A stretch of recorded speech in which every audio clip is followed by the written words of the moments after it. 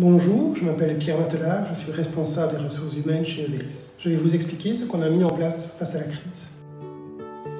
Il faut savoir qu'on a un management d'anticipation et pas de réaction, et la crise était déjà dans certains de nos bureaux au niveau de la zone APAC. Quand elle est arrivée en Belgique, on avait déjà le home working qui était en place. Donc sur un week-end, on a été capable de mettre la majorité de nos employés chez eux pour y travailler. Qu'est-ce qui a été concrètement mis en place? On a très rapidement communiqué l'éventualité que ça allait arriver.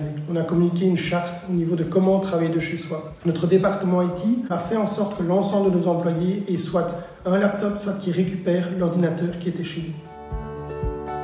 Au niveau résultat, on est fin de semaine et 80% de nos employés travaillent de chez eux et ce de façon efficace. Nous avons fait une transformation agile il y a peu de temps et donc on a déjà cette culture du daily où tous les jours on explique ce qu'on a fait la veille, ce qu'on va faire aujourd'hui et en quoi est-ce qu'on est bloqué.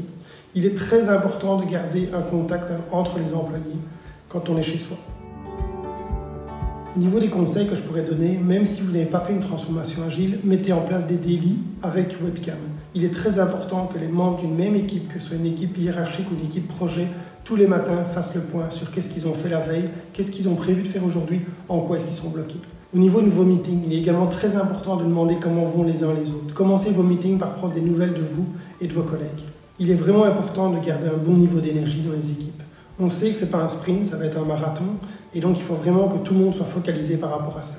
Il faut vraiment passer du temps avec les enfants en début de journée, en fin de journée. Vous devez garder la même routine que quand vous allez travailler. Au jour d'aujourd'hui, on voit les impacts négatifs à court terme. Mais d'un point de vue organisationnel, tout le monde sortira grandi de ce qui se passe. Je terminerai cette petite capsule en invitant vraiment, même de chez vous, à être passionné par ce que vous faites.